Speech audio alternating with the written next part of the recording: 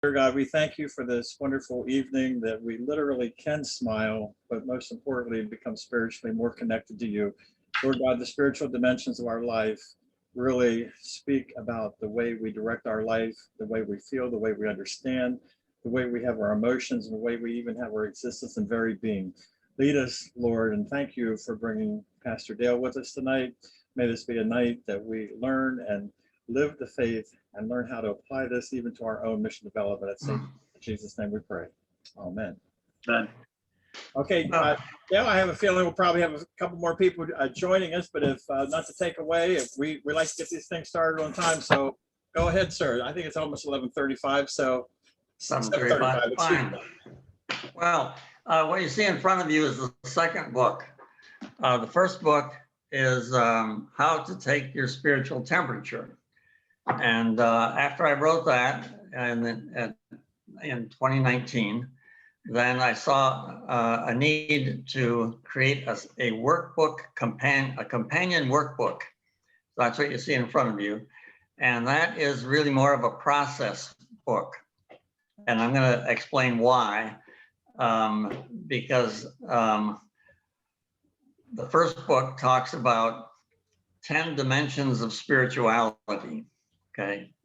And one of the reasons that I wrote that was just because I was kind of frustrated while I was training volunteer chaplains and pastors over the years, that the idea of spirituality for them was just two-dimensional. It's just me and God, right? And there are so many other dimensions to spirituality. So when you all think of spirituality, what do you think of? What comes to mind? What is spirituality? Well, I think it's corporate as well as individual connection to the God we love and serve, and all the spiritual aspects that come being spirit. Okay, anybody else? There's no right or wrong answer. It's you know, I asked this question when I was doing my doctoral research, and you know, there's a lady in the group, she says, well, I think of spirituality as sitting on a mountaintop looking out over a valley in the sunset, and when I connect with nature, I connect with my spiritual self, right? And for other people, it's being engaged in something meaningful and maybe volunteering or doing, you know, visiting the homeless, or it might be cooking, or it might be taking care of children, you know, so whatever. I don't particularly think of spirituality in a religious context necessarily, I guess. Thank you. It Yes. can be, but it isn't necessarily. I write blogs occasionally and put them out there, and I put them on Facebook, and most of the every blog has to have a headline, right? And I might write about grief support, or some other topic on spirituality. But there was one that I titled Spiritual but Not Religious. And that got more hits than any other blog that I've ever written. And so that goes to your point, that some people, there, especially among the younger generation, there are so many people who will say, I'm spiritual but not religious. Now you can be religious and spiritual, right? So it's not like either or. All right. So let's get into some of the meat of what we're talking about. And let me say again, I'm so happy to be here to share something that I'm passionate about and that I like to talk about. I have something right in front of my screen here, and I want to get rid of that. Can I put that somewhere else?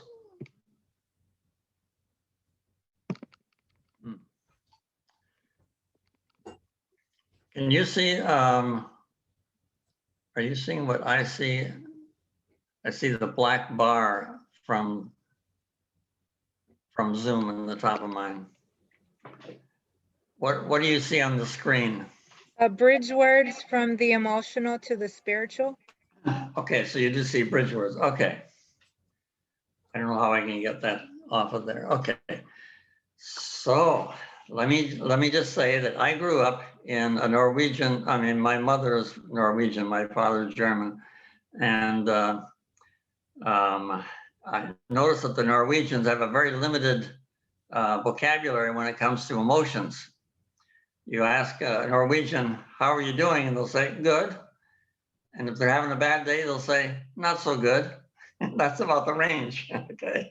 There are no descriptive words. I've learned in chaplaincy that emotional words very often have spiritual content.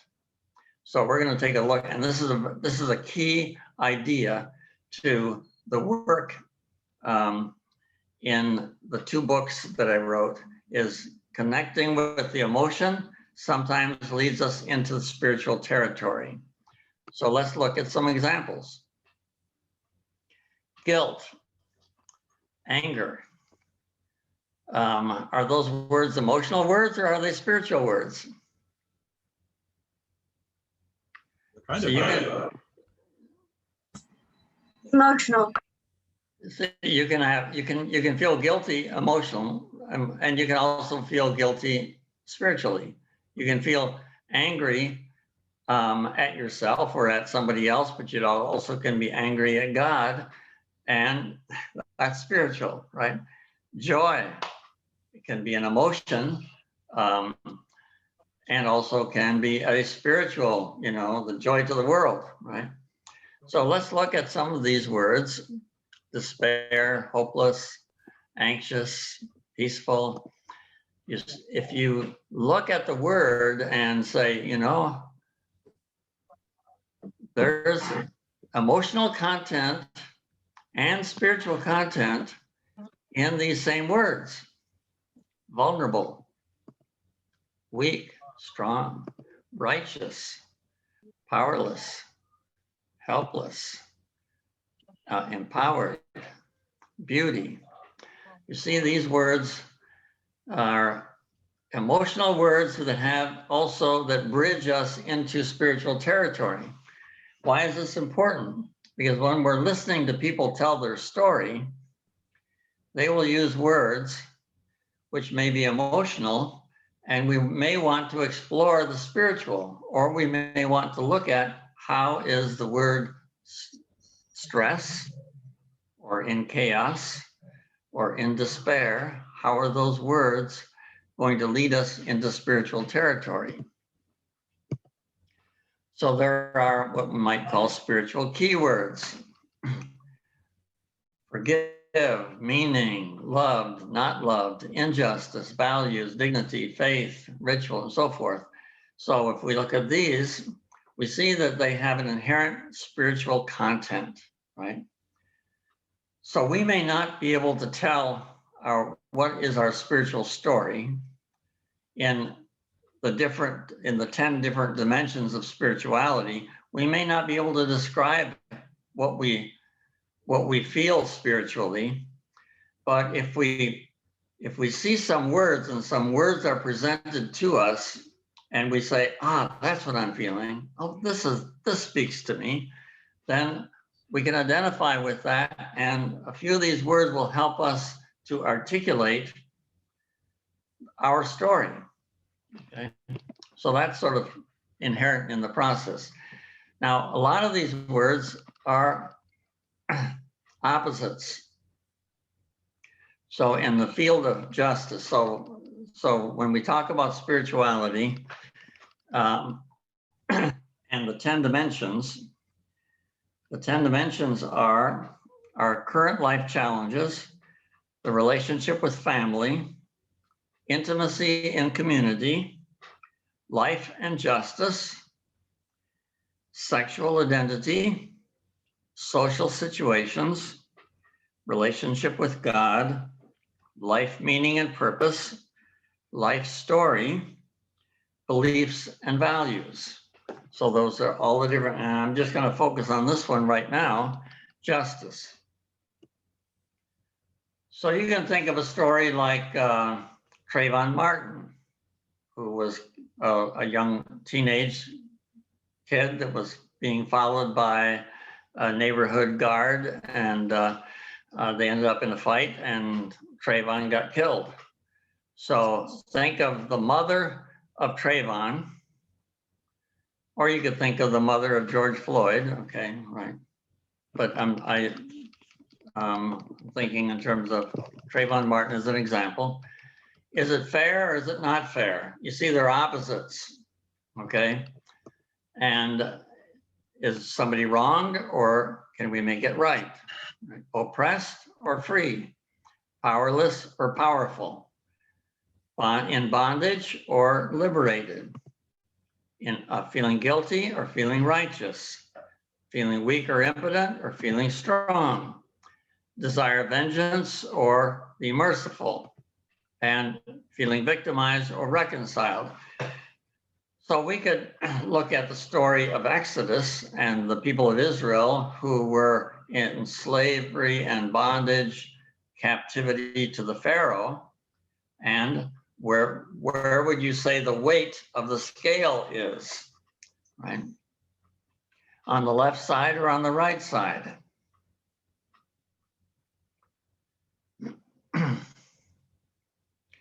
Thinking of either Trayvon Martin's story or the Israelites in captivity in Egypt.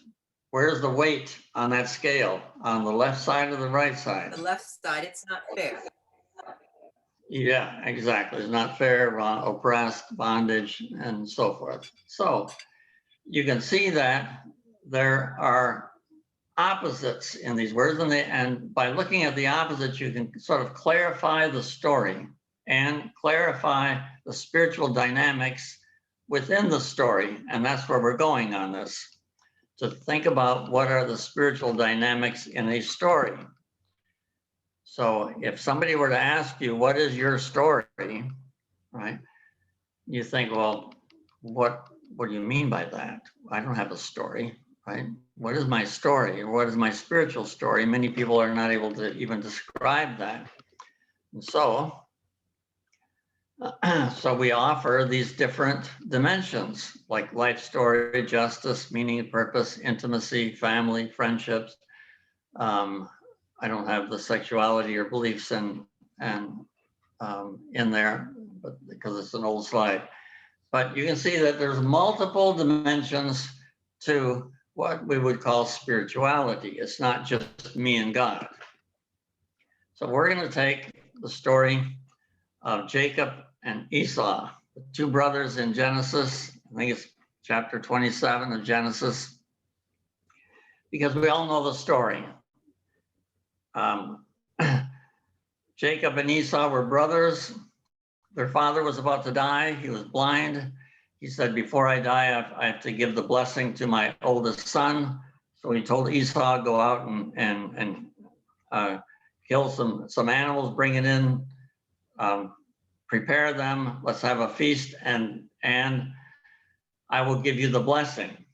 So Jacob overhears it, or no, Rebecca, the mother, overhears it, tells it to Jacob, and they conspire to deceive the father, Isaac, so that Jacob ends up getting the blessing.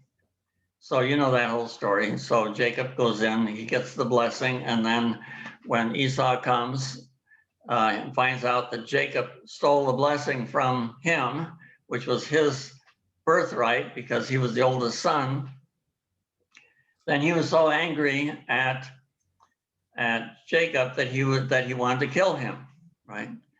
So we're talking about the dimension of spirituality that I call family relationships. And within family relationships, they are full of spiritual issues, okay? So what would be some issues in relationship to the family that you could see in the story of Jacob and Esau? If we look at Jacob now,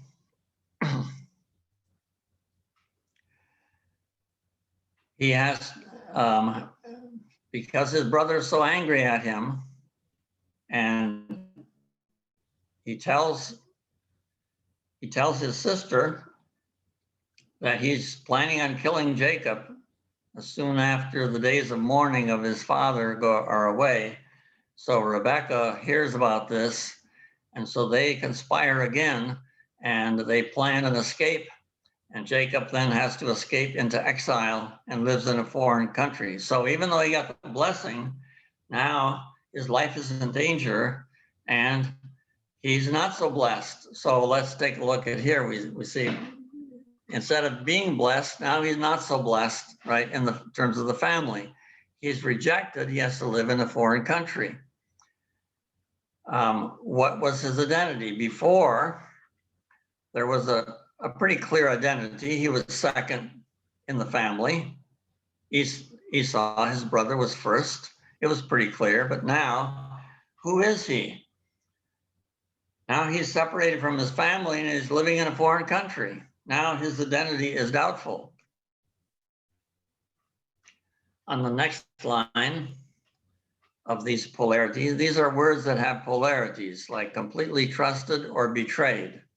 Well, we can't say that he was betrayed because he's the one that betrayed his brother, right? So I'd circled neutral on that one.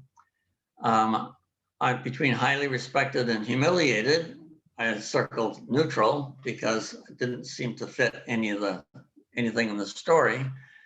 But now in line 6, I circled hated because Jacob is hated by his brother who wants to kill him.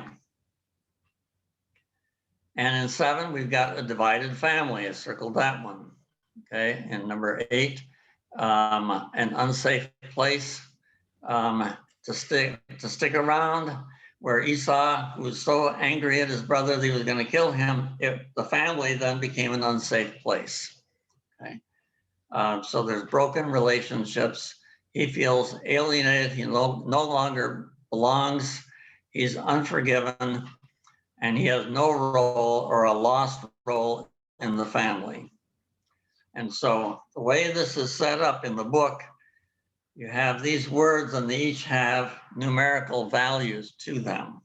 And so at the bottom, I don't want to get into that so much tonight, but at the bottom, you have a way to score yourself and you put the score at the bottom of the page. Because later you use the score to determine what's called the spiritual temperature. So now we have, let's take a look at Jacob's life story. What would his life story look like? Now, here we have four columns of words and between them neutral. So you think of that justice scale. On one side, you got loser. On the other side, you have survivor, right? Jacob's life story, I would say, he's failed, right? He's lost paradise. He had it, he lost it. Now he's living in exile. He's lost his dreams. His life is, you wouldn't call it victorious. You wouldn't say he overcame his challenges. You would say he either is overcome by adversity or misadventures. I put misadventures. So would you say that his life, he has mission accomplished or a wasted life? Those are the two polarities. He's not quite, he actually does fairly well in the other country, right? He marries into family and he grows pretty wealthy. So I wouldn't say he had a wasted life, but he is certainly dissatisfied. Now between inner peace and inner chaos, he's anxious. So I circled anxious. Now, in terms of feeling blissful or regretful, what would you say?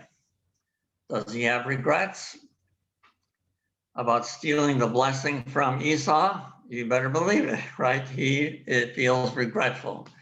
So we circle that one. And then in terms of keeping the faith or lost faith, he's kind of disoriented in that. And he's more in the area of despair. So, and scoring that up, you notice that all the circled words, the words that he would identify with, are leaning on one side. Okay, so that's going to give him a score, which is actually lower. We have to think in terms, anybody play golf? The golf score that's lowest is the one that wins. Okay, the same here. So now what about his relationship with God? Jacob, before, this is before he comes back, okay, this is early part of the story. But it's after he's been exiled. Now he's feeling punished. He should not have done what he did, right? He may feel bitter because now he's rejected and living in the foreign land. He may feel remorseful because his mother helped him, sort of talked him into deceiving the father. Now he's in despair, he's anxious, feeling rejected, sinful, certainly feeling sinful because of what he did to his brother. A little bit of rebelliousness, feeling disoriented, and so forth. Alienated, condemned, and conflicted. So again, you see, in terms of his relationship with God is affected by what he did. By stealing the blessing, it had consequences, and these are the consequences. He's broken his family, he's living in exile, his life is threatened. If he goes back to see his brother, he might get killed. So he's in pretty bad shape, right? So in terms of his relationship with family, not good. In terms of his life story, not good. In terms of his relationship with God, not good. Now we can go around the whole circle and look at all the other dynamics, the justice issues and intimacy issues and so forth, but we don't have time to do all of them. I just took the 3 areas for tonight just to illustrate the process. So what happens in the story? We all know the story of Jacob's ladder.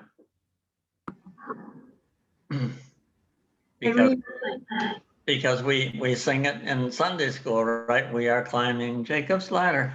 Where does that come in this story? It comes in when Jacob is an adult now, and he's married, and he has family, and he has lots of animals. In fact, he becomes wealthy in the foreign country. And he has like 2 sets of families, wives and children, and he's got a whole tribe. And he's very wealthy, but he's very sad. Spiritually, he's still broken. And he wants to go back to his to his brother and reconcile. But he doesn't know if his brother's going to forgive him. So he's full of anxiety, right? But he makes the decision he's going to go back. And he gathers his family and his whole tribe and all of the animals and camels and goats and sheep and he heads back home. But he's terrified. And he's so fearful that he sends messengers ahead to tell Esau that he's coming. And he sends them with animals and more animals and more animals and because he wants to bribe him, he wants to soothe his anger. So he's giving him gifts of wealth and wealth and animals to his brother, so that his brother will show kindness and not kill him. But he's so anxious that the night before, he sends his family across the river into a safe area, and he spends the night worrying and full of anxiety. Have you ever had that kind of a night where you can't sleep because you're in despair about something, or you're worried and anxious about something, and so you can't sleep? That's the kind of night that Jacob has, and that's when he struggles. He wrestles with the angel. And so he's wrestling all night. So that's kind of like what we do when we're wrestling with an issue in the middle of the night and we can't sleep, right? And by morning, the angel wants to and daylight is coming, and the angel says, I have to go. And Jacob hangs on to him and says, I will not let you go until you give me the blessing. Here it is again. He wants the blessing, right? He's kind of obsessed with that, right? But he certainly wants God on his side because he's terrified of his brother Esau. So as he approaches, his brother comes out with like a whole, almost an army of people, of men on horses. And Jacob is really terrified. He says, oh my gosh, I'm gonna die, right? But he goes to meet his brother, and his brother runs out in front of all the others and embraces Jacob, and they cry and they kiss, and Esau forgives his brother. So, and welcomes him back home, and they have a big feast and celebration. So now, if we take another look at these three areas, relationship with family, life story, and relationship with God, those spirituality areas, and look at what are the words that Jacob would use to describe his situation after he's reconciled with Esau. And we're going to see a complete shift. Now he feels blessed, accepted, respected, cared for. The family's unified again. Now he's in a safe place. Before he was in an unsafe place, right? Now there's reconciled relationships. Before it was broken relationships. Now there's a strong sense of belonging as he's welcomed back. And on line 11, he experienced grace, right? He experienced grace. And that probably sums up his spiritual experience, right? Now he's in a strong role in his family again. He knows where he belongs. The family is reunited. And so that, in terms of spirituality within the family, we can see those words describe his situation. Well, let's look at his life story. Everything changed. Once he comes out of exile, decides to come home, and is accepted by his brother and forgiven. Now his life story has changed completely from what it was before. Now we could say, the first choice is survivor, the second is succeeded, then there's neutral, then failed and loser. Before he had a failed relationship, now he's succeeded basically in terms of his life story. Before he had lost paradise, now he's found paradise because he's back home. Before he was exiled, now he's returned home. Before he had lost his dreams, now he's fulfilled his dreams. Before he was overcome with anxiety and misadventures, and now he's overcome his challenges. Before he was dissatisfied, now he feels mission accomplished. See the incredible shift in terms of where he's at spiritually, in terms of his life story, which is one of the dimensions of the book, right? Before he had lost faith or was disoriented, now he's kept the faith and he's hopeful. So let's look at his relationship with God. It's the same story, but it's a different dimension. Before he felt punished, and now he feels redeemed, right? Huge difference. Before he felt resentful of his brother, and now he feels thankful. Before he felt sad, now he feels joy. He felt anxious, now he feels contentment. Before he felt rejected, now he feels love. Before he felt guilty and sinful, and now he feels forgiven.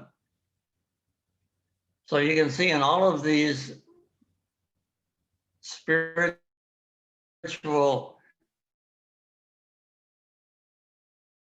in his spirituality in all three areas.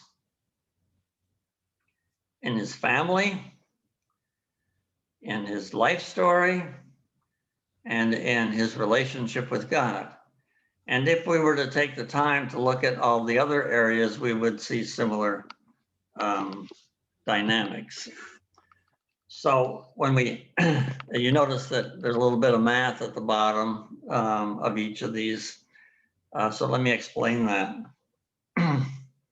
In case you get a hold of one of the books and you want to do this for yourself, what you can do is, and why this is sort of a workbook, right?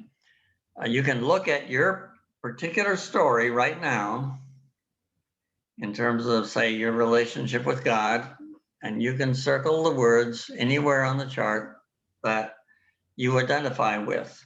And once you're done, if there's a row where you don't identify with any of the words, you just circle neutral. So here you have 15 rows. And there's 4 rows that were neutral. So basically, we have 11 rows that are actually that we want to score up. So we just add, there's 6 of these on the first column, and they have a value of 6 each. So that's, they have a value of 1 each. So 1 times 6 is 6. And on the second column, there's 5 of them, and they have a value of 2, and that becomes 10, right? So the score is 15. No, it's 16. And then you divide that by the number to get an average. And so your score is 1.45. You take that score and you see on the spiritual temperature circle, you see the letters the numbers 1, 2, 3, 4. Okay. 1 is closest to the center, right? And the smiley face in the middle represents spiritual bliss. It represents spiritual wholeness. It is peace. It is joy. It is spiritual. It is where a person says, it is well with my soul. So if you're close to center in any of these areas, then you're feeling blessed, joyful, bliss, spiritual calm, and it is well with my soul. And if you're in the further you are away from center, the colder you are. To use the metaphor, one of the references here is from the book of Revelation, where it says, I wish that you were hot or cold, right? So here, the red line we have in terms of, I put a red dot on the fourth line out to represent, because that was a score that Jacob got in terms of family. At the beginning of his story, he felt marginalized and rejected, and so he's very far from center in terms of family. In terms of relationship with God, he's very far from center. In terms of his life story, he's very far from center. So the red line, when you put it all together, you see that spiritually, he's in a not so good place, right? Spiritually, he's at the margin. He's, shall we say, cold. I used to do winter camping with the Boy Scouts when I was up in Wisconsin, and we used to go out camping in below zero weather, and we'd build a fire, and in the snow, and if you stand close to the fire, you can stay pretty warm. You build that fire up really nice, bonfire, and you actually get sweaty. It's warm. The further you are away from the fire, the colder you get, right? Same principle here. The closer you are to the center, the smiley face, spiritual bliss, it is well with my soul, then the better off you are spiritually, right? The further you are away from that centeredness, then the further marginalized you are, and the further, the more anxiety and spiritual angst you feel, okay? So this model, if you look at the green, it doesn't look very green on my screen here, but it's supposed to be green. That represents Jacob after after his brother forgives him, accepts him, and welcomes him. And look at the change. From a 4, he's down to a 1, right? Like I said, the low score is best, like in golf, right? So the 4 becomes a 1. Now, in terms of family, he's feeling joy and acceptance. In terms of his relationship with God, the same thing. In terms of his life story, the same thing. Now you see how the model works.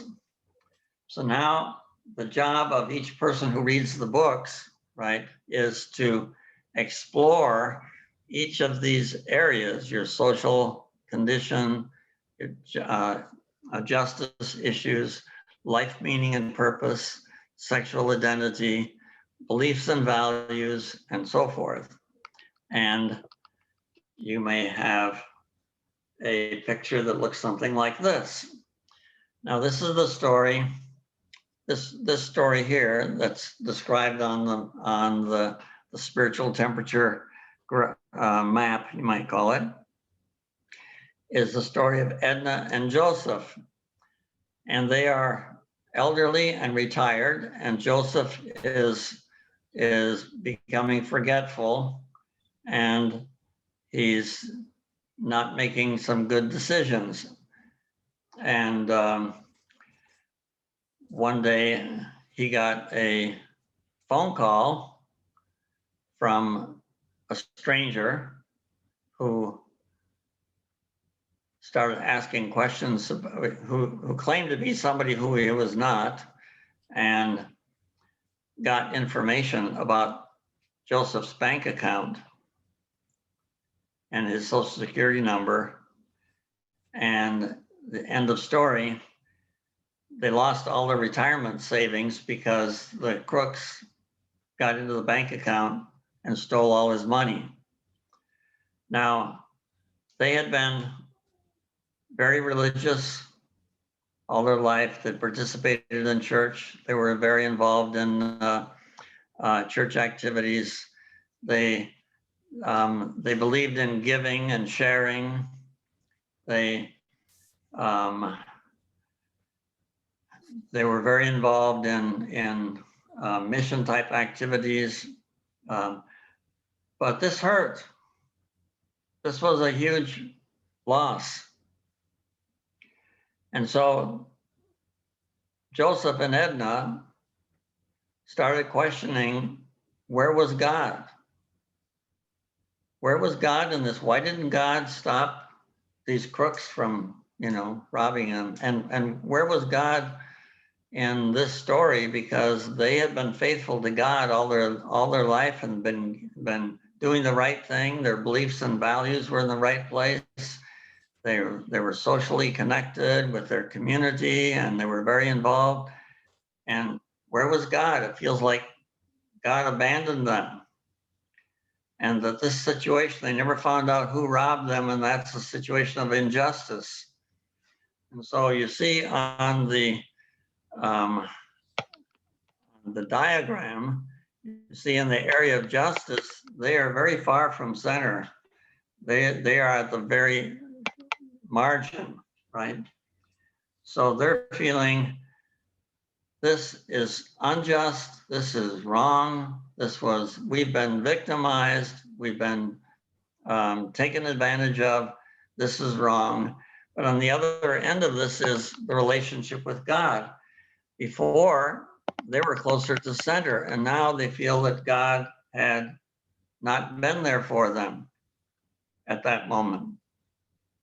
Their current situation is they don't know how they're going to live in their retirement without their savings, right?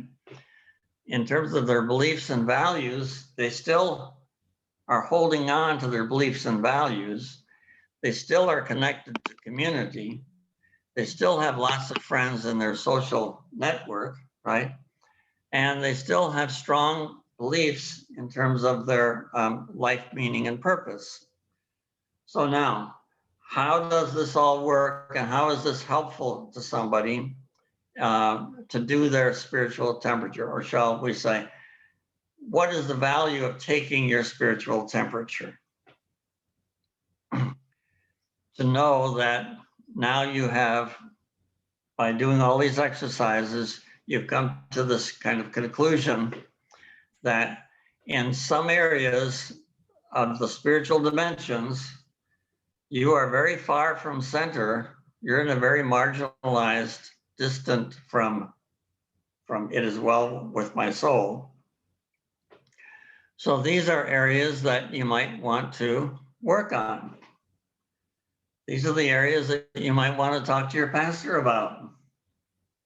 These are areas that you might want to be praying about, right?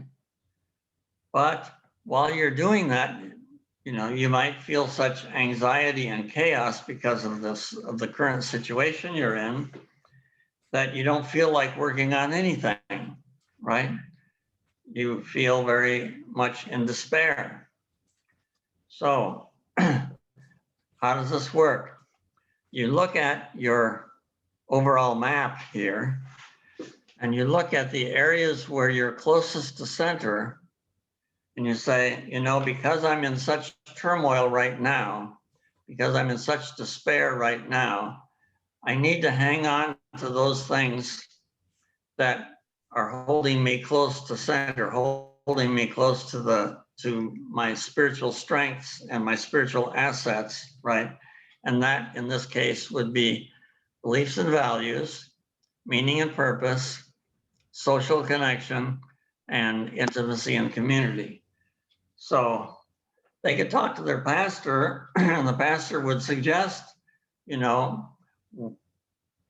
strengthen and get close to those areas where you're really strong and centered, because that will help you walk through this period where you're feeling anxious and in despair, right?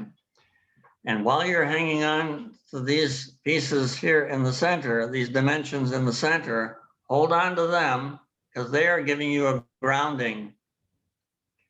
Some of us, as we get older, if we jump up out of a chair real quick, right, or we make a fast move, we might feel dizzy. Have you ever experienced that? And when you feel dizzy, what do you want to do? You want to grab a hold of something solid, right? You want to grab a hold of the wall or a railing or a chair or a table. You want to grab onto something solid until you get reoriented again, right? So that's how this works.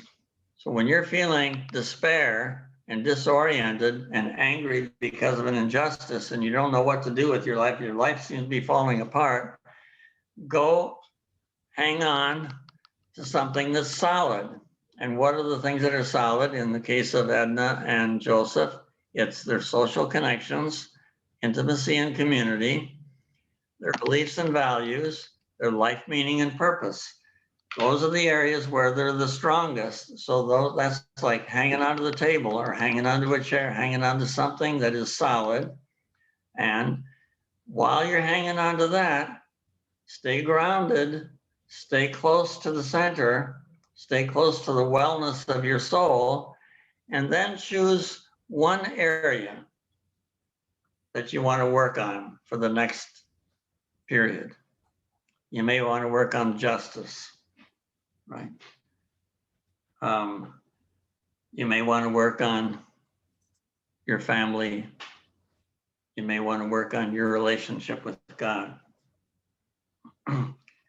But while you're working on those areas that seem to be despairing, you're also hanging on to those areas where you really feel connected to your soul. Okay, when that's the centeredness, that's being close to center. Okay, so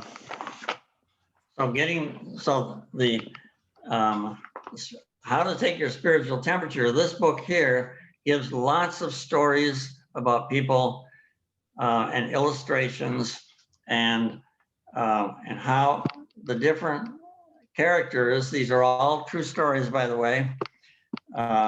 I just changed the names to protect the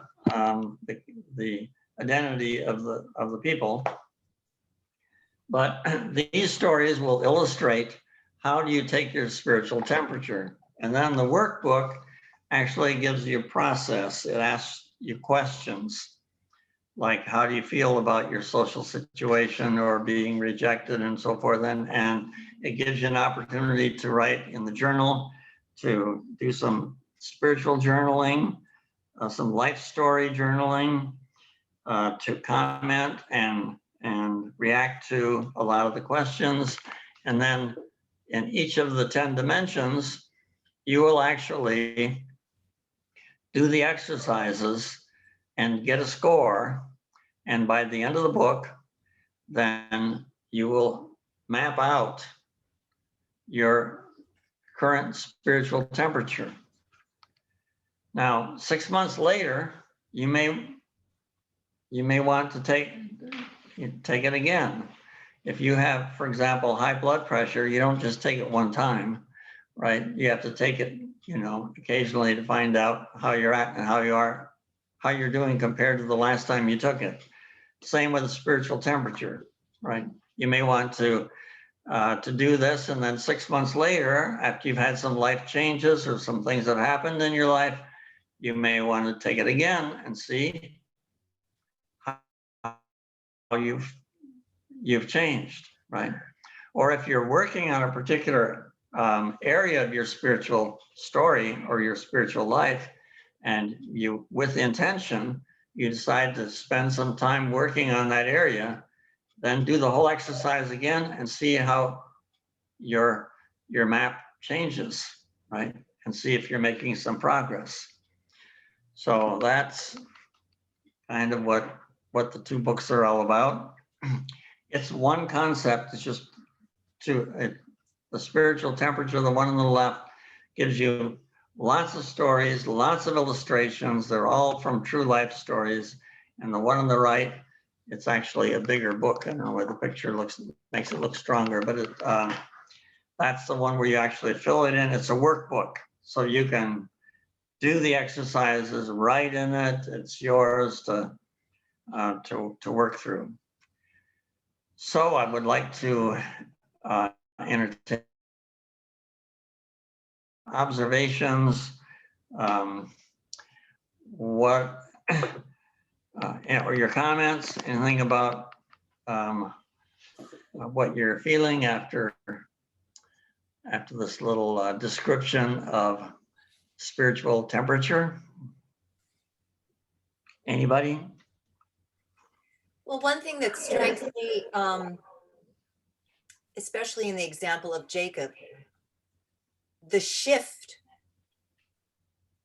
was so dependent upon Esau's action. Right.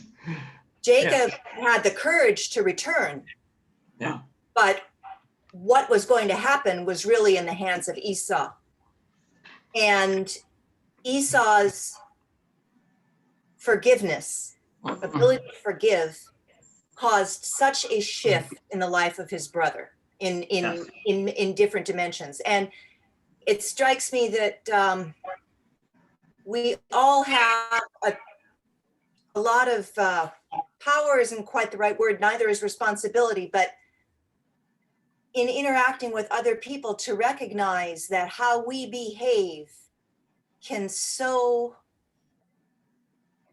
alter another person's spirituality. Absolutely. Yeah. And there's lots of, yeah, that's a good comment. Yeah, it's, Jacob experienced grace. It's a great example of grace, right? because he didn't do it. He didn't do it on his own. He didn't earn it. He didn't deserve it, but he got it, right? He got grace from his brother. Yeah, it's a great story. So I noticed that, you give all the situations, but you really don't lead anybody to correct the situations.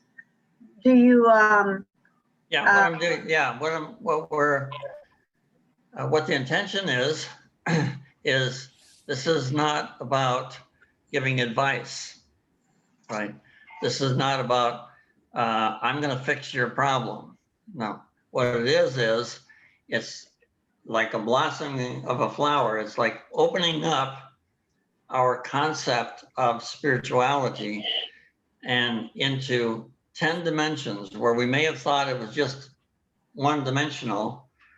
It opens it up into all these different dimensions that you can explore and discover things about your spirituality, your strengths, a part of your story.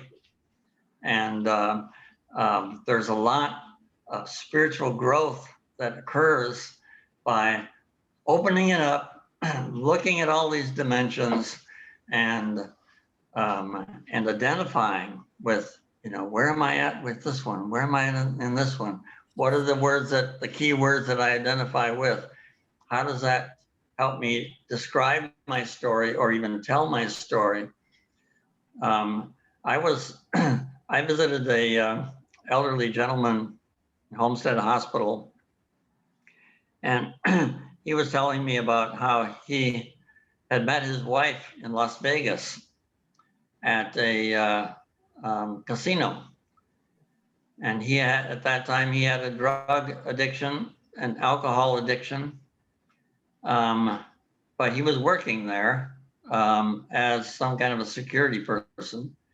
And there was a woman that also had like the night shift, and she was a cleaning woman. So she went around cleaning these different areas.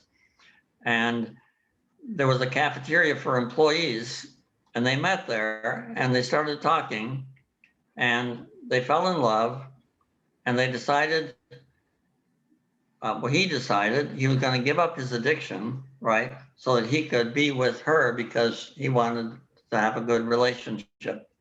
So he was telling me about this and how they decided to leave Nevada and come to Florida and start their life over again, and start anew. He's telling me this story, and I'm thinking of the spiritual dimension within the story because I'm listening to the words he uses, and I say to him, this sounds like the Exodus story. This sounds like, the people who were in bondage in Egypt. The bondage was your addiction, right? And you decided to leave that, cross a huge land zone like the wilderness, right, and come to the promised land. And now you have, a completely new life, right? And he would, because he was saying things like, I've never been happier in my life. I'm no longer addicted. I'm no longer in bondage to substances. I'm a free person. I'm a happy person. And I just said, it sounds like the Exodus story. Well, the reason that I had visited him was because he was a member of the church where I was an interim pastor. And a couple Sundays later, he was back in church, and I saw him dressed in the choir robe. And I went over to greet him. And I had heard him, he made the comment, Pastor told me my whole life, when I was in the hospital, Pastor came and he told me my whole life story. And I'm thinking, no, I didn't. I didn't tell him his story. But he discovered his story and the connection to the biblical story. And it was because I listened to the spiritual words that he was using. He would never have described his story as coming out of bondage in Egypt, crossing the wilderness, which is getting rid of the addiction and coming into the promised land, he wouldn't have discovered it himself, but by connecting these spiritual words to a story, he just lit up and said, that's it, that's my story, right? So that's the value of doing these kinds of exercises. Other comments? I have a question. In perspective, I've had this comments or conversation with several people with church council and individuals throughout the congregation, especially as we look at mission development and becoming more spiritually connected as the church. We often hear that expression, getting on fire for the Lord, how much connection there is between that and spiritual temperature, I don't know.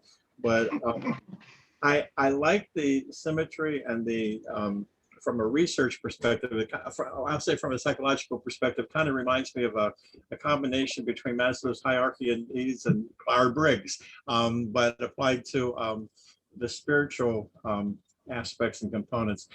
The point I'm trying to or get at, how would this be helpful in terms of us certainly individually, but as a congregation, becoming more in touch with God and ourselves and our connection to the spirituality, whether we're talking about to God or not to God, in terms of growing and becoming more in touch with our mission as a congregation? Is this basically just an individual exercise, a valuable one, certainly, but how would that apply more to a organizational structure like, say, St. Mark's?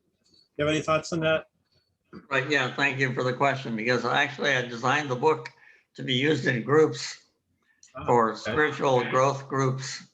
And every chapter has questions that a facilitator can use to, they're called discussion questions for individual or group work.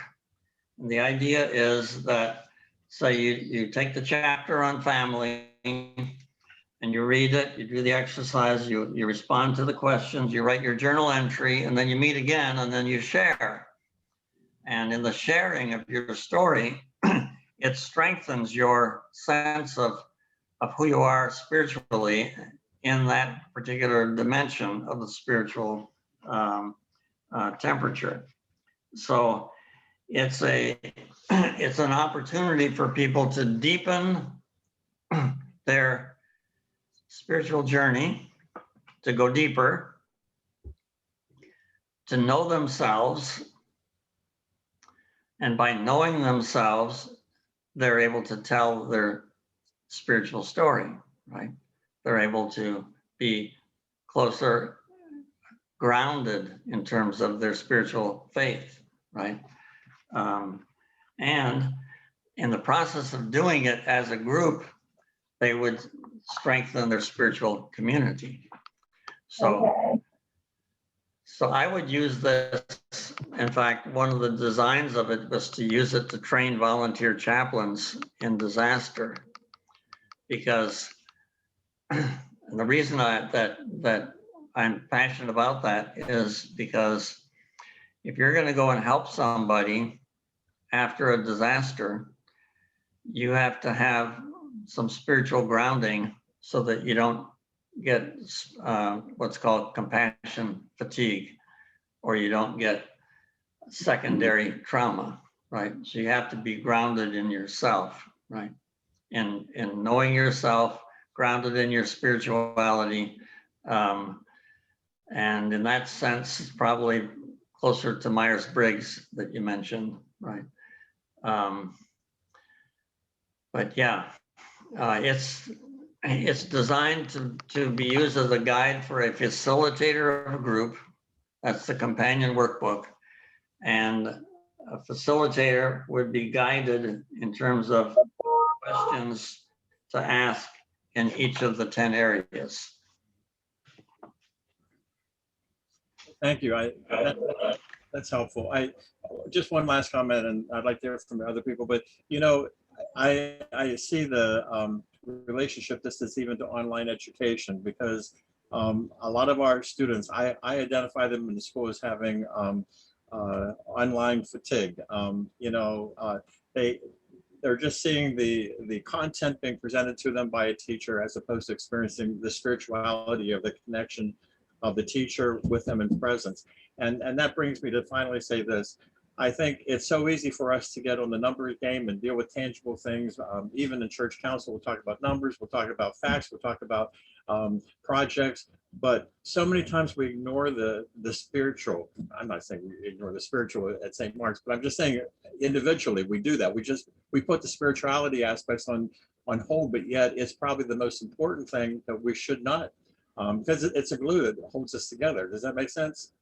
Well, yeah, and part of the reason I think that we as Lutherans, we and culturally, we don't have a broad vocabulary to describe what we're experiencing spiritually. And so part of this process is to really start identifying with words. That's why I talked about the bridge words, the spiritual, the emotional words that bridge the spiritual, right? So, for example, the question why, I always say, when, after a tragedy, I do a lot of work in, grief support and, disasters, and people will come up, well, why did this happen to me? Why did I lose my child? Why did I lose my husband? Why did this happen? Why wasn't God there for me? And I always say, as soon as you ask the question, why, you're in spiritual territory. And there are a lot of words like that that seem to be emotional words, but they have strong spiritual content. So it's almost like an awakening to understand that a lot of the words that we use have spiritual content, and we can go deeper into those and explore them.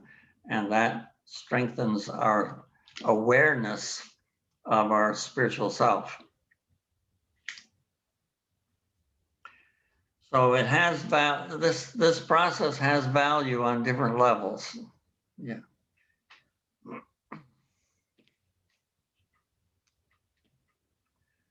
So other comments? Let's see. Charlene, Lauren. I've had his brother. Go ahead.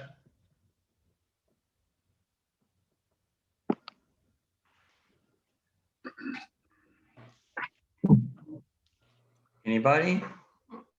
Very interesting because,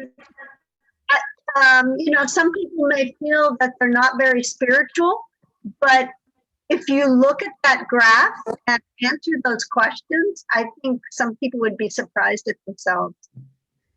That they, it kind of opens their eyes, maybe widens their horizons and gives them a little bit of encouragement to dig deeper. Yeah. I can't agree more. Yeah. I'm curious as to how did you identify the specific 10 dimensions? Where did those come from? Is that something observation? Is it empirical? Is it research, quantitative or qualitative? How did you identify those 10 dimensions? Yeah, well, that's a good question. Well, my angst in this area started when I was at Miami Children's Hospital, and the seminary, the Catholic seminary in Boynton Beach, started sending me students who were going to be priests, and they had to have an 8-week clinical pastoral education experience, and they wanted me to supervise them. And so I was tasked with the job of almost like being a clinical pastoral educator of these students. And this went on for years. For 6 years, every summer, I had priests that were to be priests. They were, they were on their way. They were seminary students. And then I started getting seminary students from South Florida Center for Theological Studies. And then when I went over to Baptist, I continued the program because the supervisors at those schools, they liked what I was doing. But as I was putting together the curriculum, I did a lot of reading. Of course, I just had my own clinical pastoral education experience, 5 units. And then I went to visit a professor at Barry University just before he was retiring. And I interviewed him and asked him about spiritual assessment. How do you do spiritual assessment? And he basically gave me these dimensions. He basically said, you can't look at spirituality as just me and God. You have to look at community, at family, at justice, at life story, and so forth. So, so I started using, actually, my original model. If I could show it to you, I can get to it. My original model had 8 categories. And over the years, as I've been using this model, so I started out with the emotional, friendship, family, intimacy, life story, justice, life meaning and purpose, social situation, and self-relationship to God. But over the years, I learned that I needed to add sexuality, and I needed to add beliefs and values. So we ended up with 10, and that's how we got the 10 dimensions. Thanks for asking. Well, that's kind of brought me to think about Maslow, because at the high of the hierarchy, you have empathy and concern for others, and at the bottom, you have survival need. So all those things you mentioned are kind of integrated in the spiritual aspects. Yes, yes. Yeah, I disagreed a little bit with Maslow after working with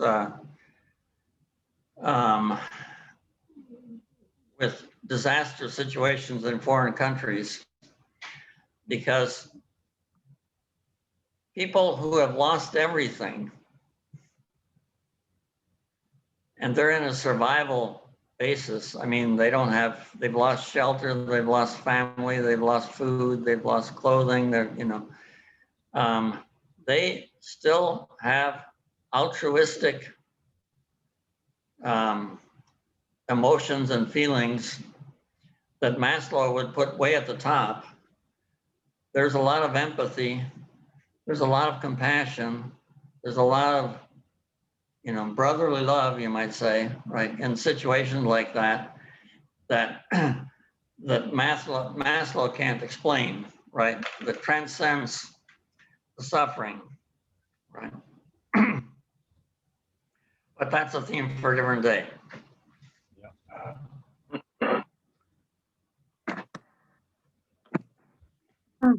Yeah. Oh, anyway, if people are interested in getting either of the books, they are basically available on Amazon. The first book is also available at Books and Books in Pinecrest. It's the only store that has them. Pinecrest Books and Books has the one on the left. I haven't got any to them for the other one, but if you go to Amazon.com and just write in the word spiritual temperature, both of these books will pop up.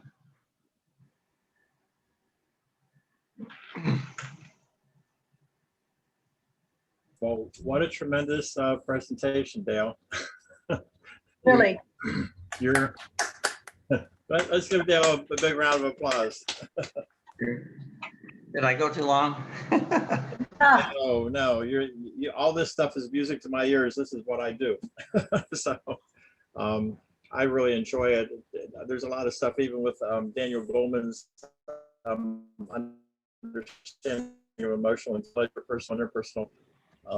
And it all has to do, it all comes together with, I love how you applied it to the spiritual dimensions. That's great. Thank you.